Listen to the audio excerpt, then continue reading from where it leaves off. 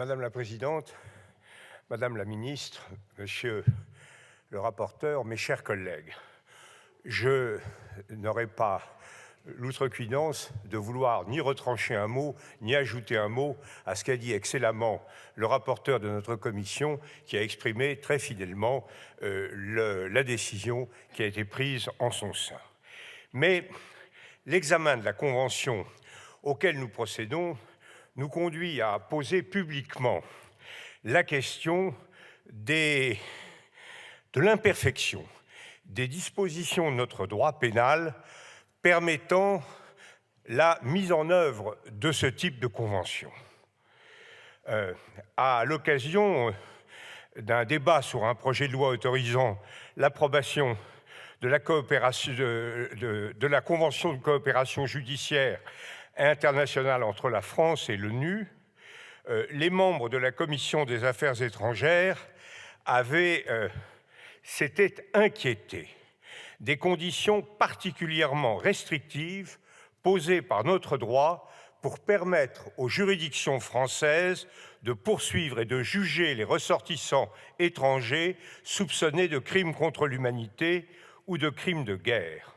Ces conditions, qui sont prévues par l'article 689-11 du Code de procédure pénale, créé par la loi du 9 août 2010 portant adaptation du droit pénal à l'institution de la Cour pénale internationale, la CPI, sont au nombre de 4.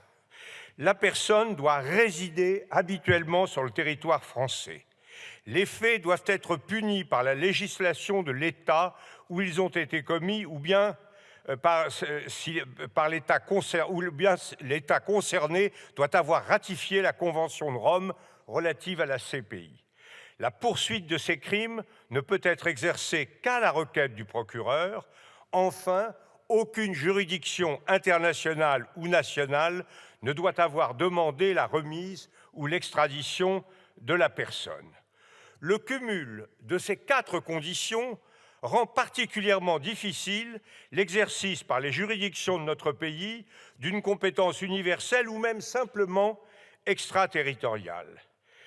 Ceci nous place en porte-à-faux vis-à-vis de certains de nos partenaires qui apparaissent plus actifs que nous dans la lutte contre l'impunité. Les juridictions allemandes ont ainsi pu condamner en février 2021 et en janvier 2022 2 anciens membres des services syriens de renseignement coupables de violations graves des droits de l'homme. Les membres de notre commission déplorent que l'existence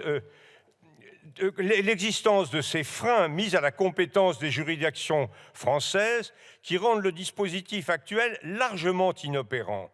Ils ont en particulier relevé la nécessité, en vue de débloquer la procédure, de prendre 2 initiatives. 1.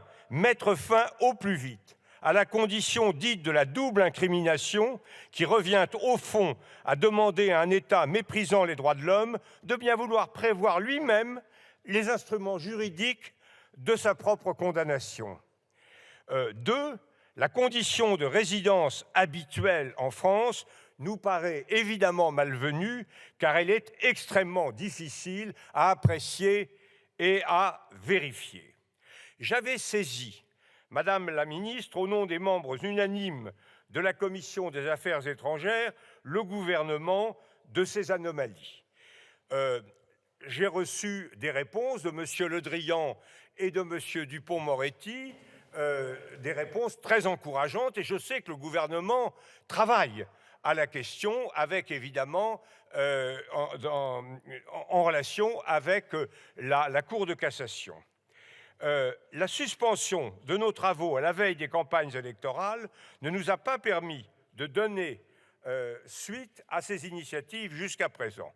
Je profite donc de ce débat pour vous inviter à modifier notre droit, à faire le point de vos efforts et de ceux de Monsieur le garde des Sceaux en vue de modifier notre droit pour rendre notre pays digne de ses engagements. Nous n'en serions que plus crédibles face à nos partenaires et plus encore face à ceux dont nous combattons les exactions à l'heure où celles-ci se multiplient jusque sur le sol européen.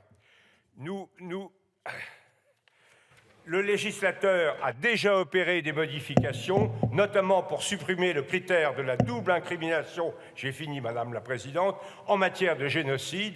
Il est temps de revoir à nouveau notre code de procédure pénale. Il s'agit d'un sujet qui peut et doit faire l'objet d'une réflexion et d'une mobilisation transpartisane. Je vous remercie. Merci, Monsieur le Président.